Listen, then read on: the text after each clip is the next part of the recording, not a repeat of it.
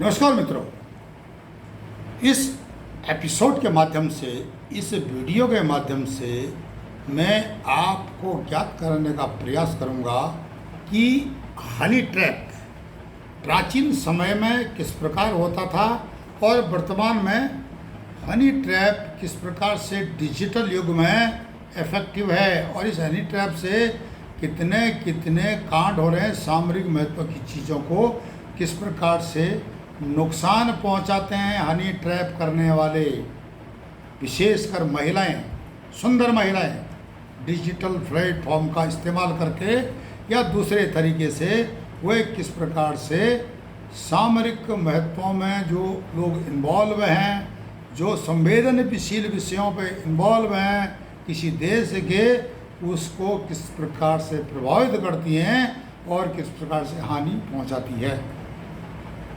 विषय वस्तु पर अधिक जानकारी देने से पूर्व मैं आपसे अनुरोध करूंगा कि आप हमारे चैनल ई केयर को लाइक करें, सब्सक्राइब करें, कमेंट्स करें, शेयर करें, पूरे वीडियो तक बने रहें। आपको बहुत काम की चीज़ इस वीडियो के माध्यम से मैं बताने जा रहा हूं, किस प्रकार आप अपने समाज को, अपने देश को, अपने परिवार को बचा सकते हो।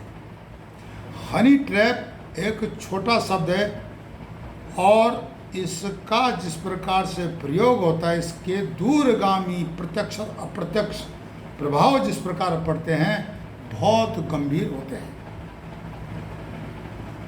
हनी ट्रैफिकिंग या हनी ट्रैपिंग एक खोजी अभ्यास है जिसमें संवेदनशील जानकारी प्राप्त करने के लिए रोमांटिक या अंतरंग संबंधों का उपयोग पारस्परिक, राजनीतिक, मौद्रिक उद्देश्य के लिए किया जाता है।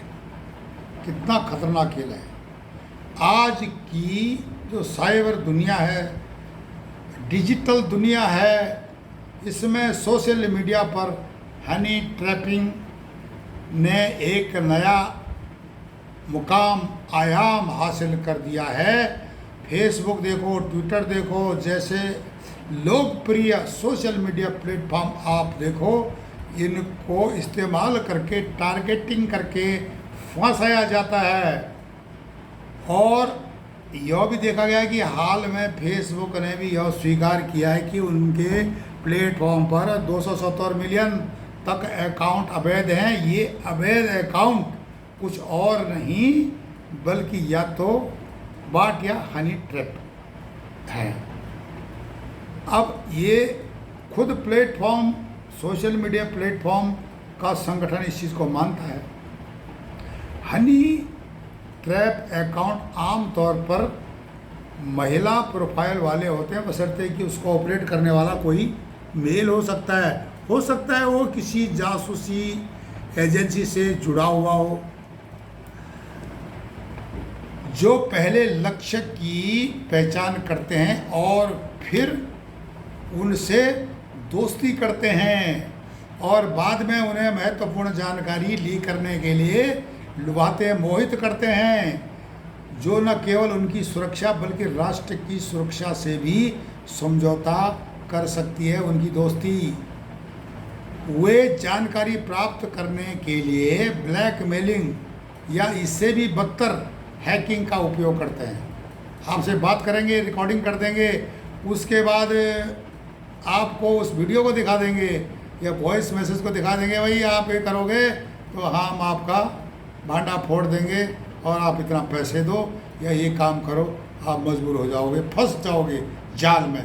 भयावहता तब और बढ़ जाती है जब यह हनी ट्रैप लक्ष्य के डिवाइस या सिस्टम को हैक करने के लिए वेब लिंक का वेब एप्लीकेशन की आड़ में दुर्भावनापूर्ण कोड साझा करते हैं, जिससे सारा डेटा समझौता हो जाता है, जिससे उन्हें पूरी पहुंच मिल जाती है और यह इन हनी ट्रैप को और भी बड़ा खतरा बना देती है, क्योंकि यह लक्ष्य को बिना किसी भनक लगे सभी डेटा को नियंत्रित कर सकते हैं।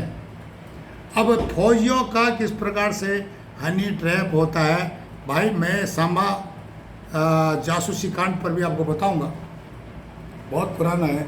कई लोग तो जो वीडियो को सुन रहे हैं उनका जन्म भी नहीं होगा तब की बात, मैं बताऊंगा आपको। पर लेकिन रक्षा कर्मी किस प्रकार से हनी ट्रैप के जाल में फंसते हैं, दुनिया भर में कई लोग हनी ट्रैप के जाल में फंस चुके हैं। हालांकि जब राष्ट्रीय सुरक्षा दांव पर हो तो यह और भी गंभीर हो जाता है।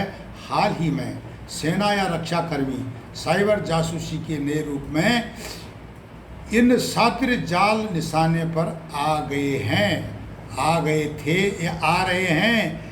यह महत्वपूर्ण खुफिया जानकारी हासिल करने का एक आसान तरीका बन गया है, जिससे उन्हें देश पर हमला करने की महत्वपूर्ण शक्ति मिल जाती है दुश्मन को।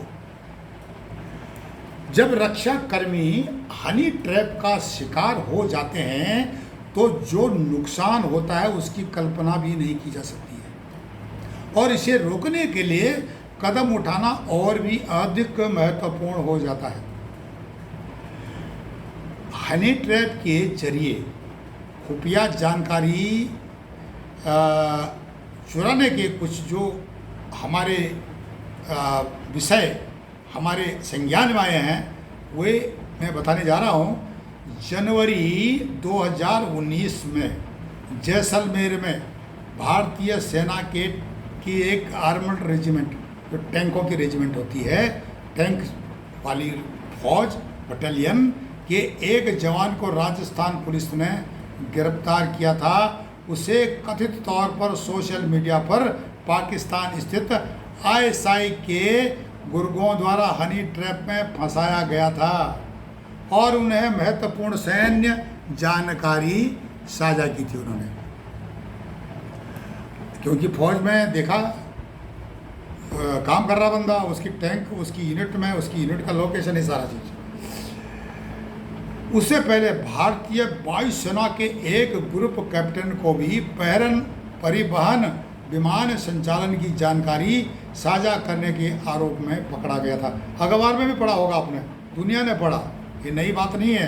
हालांकि यह समस्या एक देश की नहीं, हाल ही में ईरानी सैनिकों को भी फिलिस्तीनी संगठन हमास ने अपने जाल में फंसा लिया था। यही नहीं उदाहरण, कई और उदाहरण हैं। रक्षा कर्मियों की बढ़ती हुई भेद्यता को रेखांकित करते हैं, जो आज के डिजिटल युग में गंभीर चिंता का विषय बना हुआ है। यह खतरा वास्तविक बहुत बड़ा खतरा है सामरिक विषयों को लेकर के। मैंने बताया ना, ई-गैसेट के माध्यम से आपको सामरिक विषयों पर भी हम बताते हैं, कई सामरिक विषयों पर।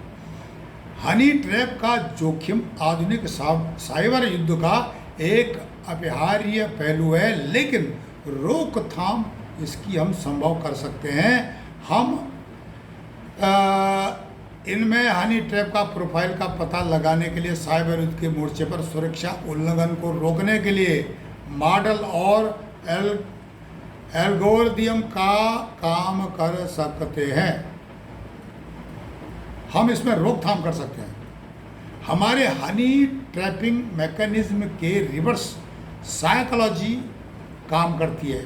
हम शिकार पर और हनी ट्रैपर को पकड़ने के लिए लक्ष्य का उपयोग कर सकते हैं। हमारा मॉडल सोशल मीडिया प्रोफाइल का आंकलन करने और हनी ट्रैप होने के जोखिम वाले लोगों को पहचान करने के लिए विभिन्न मापदंडों पर काम करना चाहिए, काम करता है। इन संभावित लक्ष्यों को नेटवर्क प्रोफाइलिंग हमें एक रिलेशनशिप ग्राफ बनाने में मदद करती है।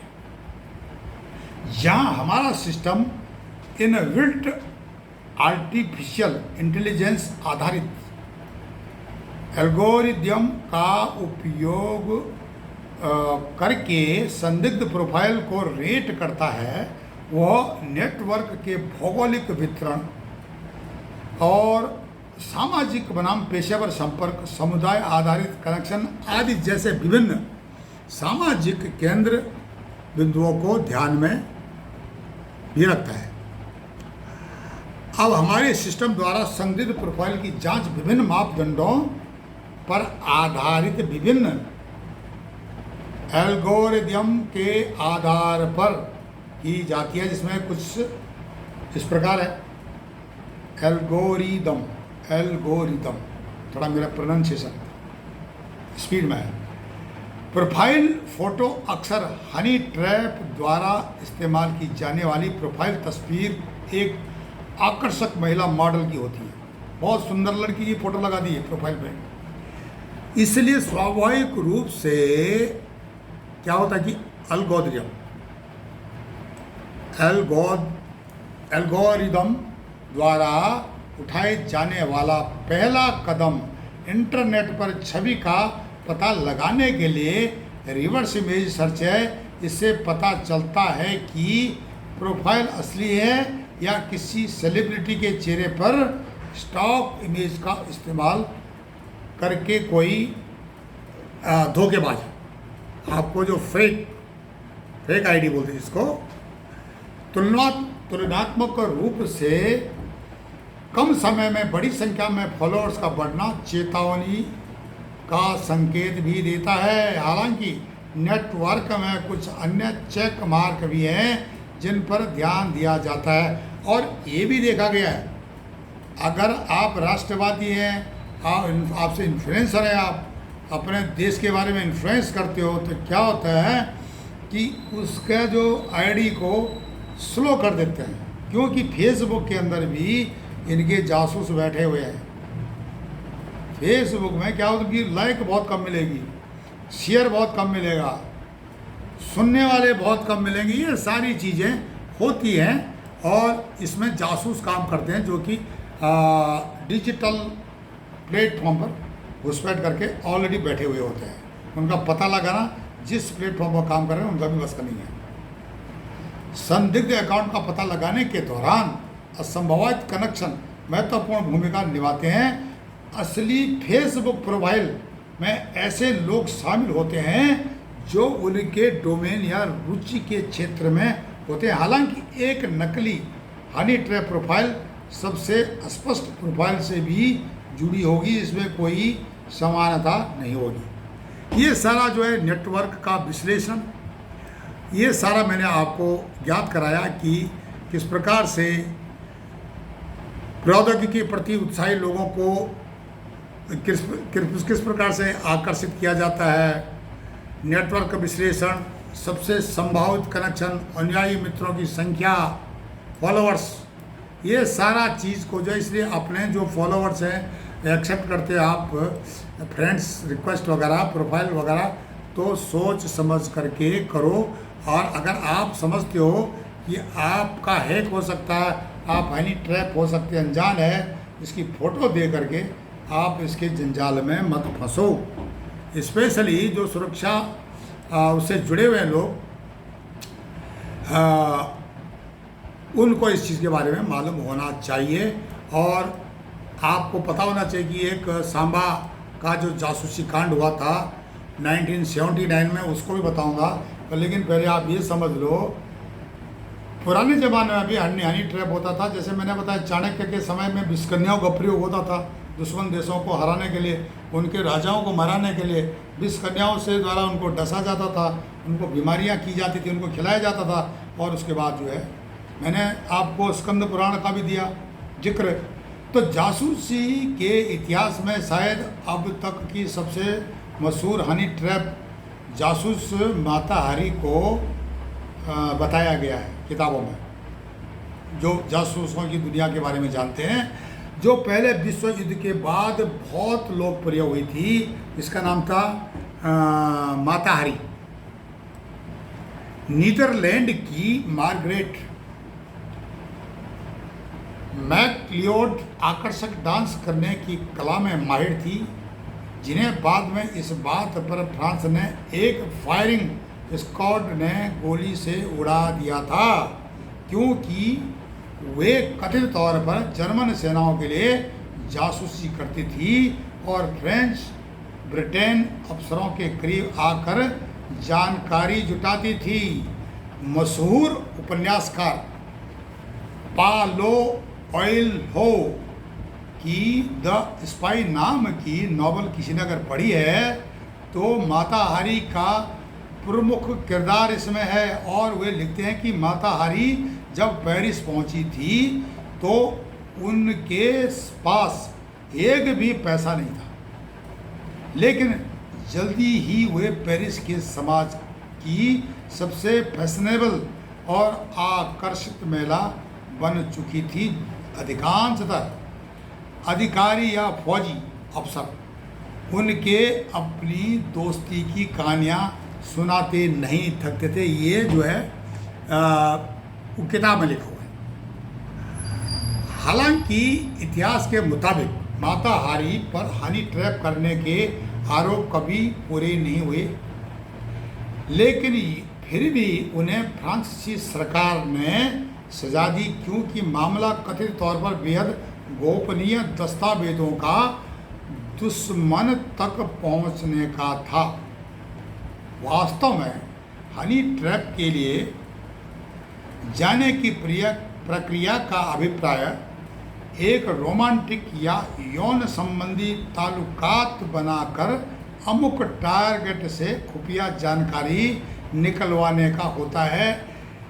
इस जानकारी का इस्तेमाल या तो किसी बड़ी रकम के लेन देन के लिए किया जाता है या फिर राजनीतिक कारणों के लिए जासूसी इसमें शामिल है। पिछले 2 दशक में भारत समेत कई देशों में हनी ट्रैप के मामले ऐसे ही भी दर्ज किए गए जहां गैर कानूनी वसूली मतलब ब्लैकमेलिंग करके या ब्लैकमेलिंग करके कैम्ब्रिज डिक्शनरी के अनुसार हनी ट्रैप कोई मौक चीज़ होती है जिससे लोगों को लुभाया जा सकता है। हनी ट्रैप का इस्तेमाल जासूसी के लिए किया जाता है, ये बात क्लियर है। और चाणक्य के समय में या स्कंद पुराण का जो उदाहरण है उसके समय में ये सारी इजराइल की जासूसी हो या रूस की जासूसी हो, ये सारा इनका जो है मिलता है। एक बेहद बहुत ही मशहूर कहानी का इशारा वी रमन की किताब the cow voice of raw down memory lane में मिलता है, जिसके मुताबिक मॉस्को में पोस्टेड एक युवा भारतीय डिप्लोमेट का इश्क एक रूसी डांसर से हो गया था। जब रूस की खुफिया एजेंसी केजीबी ने इस डांसर के जरिए उस डिप्लोमेट से कुछ जानकारी लेनी चाहिए तो उन्होंने साफ मना कर दिया और दिल्ली आकर प्रधानमंत्री नेहरू जी को यह सब चीज़ें बता दी थी। जो डिप्लोमेट को तो आगे सतर्क रहने की चेतावनी देकर माफ़ कर दिया गया, लेकिन तब से भारतीय विदेश सेवा के सभी अफसरों को दूसरे देशों में इस तरह की किसी भी प्रलोभन से दूर रहने की हिदायत दी जाने लगी। ये तो भारतीय सेना में बहुत से पहले से है। मैं उस समय भारतीय सेना में था तो तब भी यही रूल थे कि और इसके बारे में और विषय अलग होता है। साल 2009 और 2010 के बीच अमेरिका ब्रिटेन में विदेशी जासूसों का हाहाकार मचा हुआ था। आपने अखबारों में पढ़ा होगा। प्रतिष्ठित फॉरेन पॉलिसी जर्नल में लिखा था MI5 ब्रिटेन की एक खुफिया एजेंसी सेक्स को लेकर चिंतित थी। उसने पिछले 1 साल में the great from Chinese espionage नाम का 14 पन्नों वाला एक दस्तावेज ब्रिटेन के बैंकों, बड़े अफसरों, वित्तीय संस्थाओं में ये कहते हुए बांटा कि चीन को जासूसों का निशान पश्चिमी देशों के व्यापारियों पर हो सकता है, जिनसे यौन संबंध स्थापित कर उन्हें ब्लैकमेल किया जा सकता है। जैसे कि सेना में या सेना को करते थे या जो डिप्लोमेट्स को ब्लैक में हनी ट्रैप के जाल में फंसाते थे सामरिक महत्व चीज़ों को जानने के लिए। तो ये सारी बहुत बड़ा इतिहास है हनी ट्रैप का। भारत और श्रीलंका के बीच 1987 में शांति समझौते के कुछ समय पहले भी केवी एक केवी उनिकेशन साहब थे, उनको हिरासत में ले लिया गया था। अब एक कौन थे? रा के अफसर केवी उनिकेशन पर अमेरिका की खुफिया एजेंसी CIA की एक जासूस के जरिए हनी ट्रैप होने का आरोप लगा था 1980 के दशक में। ये काफ़ी अखबारों में भी आपने पढ़ा होगा, और जो लोग पुराने लोग हैं उनको भी इसके बारे में काफ़ी कुछ पता होगा। 2021 में 64 वर्षीय माधुरी गुप्ता की मौत हो जाने के बाद यह मामला भी खत्म हो गया। वैसे भारत में जो हनी ट्रैप का मामला था, पाकिस्तान से संबंधित इस्लामाबाद में पोस्टेड भारतीय विदेश सेवा में माधुरी गुप्ता थी। मामला खासा बड़ा हो गया था। 2010 में दिल्ली पुलिस की स्पेशल सेल ने उन्हें पाकिस्तान की खुफिया एजेंसी ISI को संवेदनशील जानकारी मुहैया कराने के आरोप में गिरफ्तार किया था। आपने पढ़ा होगा अखबारों में। तो ये सारी चीज़ें हैं। सिंगापुर यूनिवर्सिटी में अंतर्राष्ट्रीय संबंधों और डिप्लोमेसी के प्रोफेसर KP वाजपेयी के मुताबिक सैटेलाइट के जरिए जानकारी जुटाने, इंफॉर्मेशन टेक्नोलॉजी और आर्टिफिशियल इंटेलिजेंस के दौर से पहले स्पाइंग तो इंसानों के जरिए ही हो सकती थी, क्योंकि विदेशी पोस्टिंग्स पर कम लोग ही जाया करते थे, कम ही होते थे ना डिप्लोमेट्स। तो ये प्रोफाइल वगैरह एक दूसरे की अच्छी तरह तैयार करके रखते थे। ये उस समय की बात है। अब क्या होता है कि ये तो उदाहरण मैंने दिए छोटे छोटे, संक्षेप में बहुत बड़ा इतिहास है, अगर बोलेंगे तो वीडियो बहुत लंबा हो जाएगा। सांबा का जासूसी कांड मैंने बताया था, मैं उसके बारे में बताऊंगा, क्योंकि उस समय 1979 में मैं भारतीय सेना में था और यह जासूसी कांड हुआ था। यह शीत सैन्य खुफिया कार्यक्रम था जो 1979-80 में 1979-80 में घोटाले के रूप में सामने आया था। भारतीय सेना के अनुसार यह सैन्य कार्यक्रम पाकिस्तान के मिलिट्री इंटेलिजेंस द्वारा पश्चिमी भारत में भारतीय सेना के जमावड़े की जानकारी प्राप्त करने के लिए चलाया गया था। भारतीय सेना संबंधित खुफिया एजेंसियों ने जम्मू और कश्मीर भूतपूर्व राज्य सांबा से पाकिस्तानी सेना की सैन्य खुफिया एजेंसी के लिए काम करने के संदेश में 5 सक्रिय ड्यूटी पर सैनिक अधिकारियों, सैनिक कर्मियों को गिरफ्तार किया था। जम्मू का सांबा पाकिस्तान की सीमा में लगे जम्मू क्षेत्र का शांत शहर है। इस घोटाले के खुलासे से भारत और पाकिस्तान के विदेशी संबंधों में गंभीर दरार पैदा हो गई थी। पाकिस्तान हमेशा जासूसी कर रहा है और करता रहेगा, इसमें कोई शक नहीं है।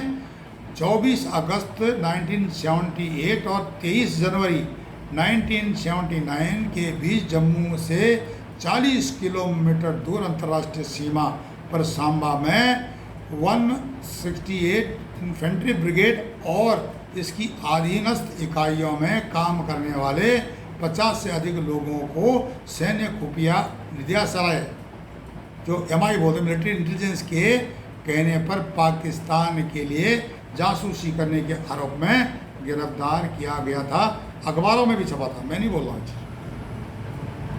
और इस पर बहुत बड़ी डिबेट चली थी। उस समय तो डिजिटल एज इतनी सक्रिय नहीं थी। आज ये डिजिटल एज सक्रिय है और उसमें एक ब्रिगेडियर, 3 लेफ्टिनेंट कर्नल, कई ऑफिसर्स जो मेजर रैंक और उससे नीचे कैप्टन, JCOs, NCOs और अन्य रैंकों के कर्मचारी, साथ ही 11 नागरिक भी शामिल थे जिनको कि इसमें जो इन्वॉल्व हुए थे इस कांड में। तो ये लगा लो कि उस समय हनी ट्रैप का इस्तेमाल हुआ या नहीं होगा मुझे पता नहीं है, लेकिन हनी ट्रैप का इस्तेमाल हर जासूसी कांड में होता रहा है। अब क्या है कि सांबा जासूसी कांड का इसमें स्पष्ट कोई हमारे पास सबूत नहीं है, ना तो वो है, पर लेकिन जितने भी हनी ट्रैप के जो कांड हुए हैं डिजिटल एज में या उससे पहले या विश्व युद्ध की बात माटाहारी की मैंने उदाहरण दिया आपको, ये सारे जो है एक देश की दूसरे देश से सामरिक जानकारी लेने के लिए। और मैंने बताया ना, आज सबसे पीछे जाओ, स्कंद पुराण में कहा गया है कि जो लड़की चित्रा नक्षत्र में सूर्य और 14वें चंद्र दिवस पर चंद्रमा के साथ जन्म लेती है वह विषकन्या बनती है। ऐसी स्त्री के बारे में कहा गया है कि वह विवाह के 6 महीने के बाद अपने पति की मृत्यु का कारण बनती है। और क्या करते थे पहले वाले जो राजा और जो शासक थे, इस प्रकार की कन्याओं की खोज करते थे और उसका प्रयोग करते थे मिलिट्री के लिए। जो अपने पड़ोसी जो राजा होते थे या जो दुश्मन होते थे उससे उसकी शादियाँ करा देते थे या दूसरे तरीके से उसका इस्तेमाल करते थे। यह इन विषकन्याओं का इतिहास रहा है। चाणक्य के बृहद अर्थशास्त्र में भी विषकन्याओं का इस्तेमाल, मतलब किस प्रकार से उनका प्रयोग करना है, वो उसका भी यहाँ पर जिक्र मिलता है। और ये भी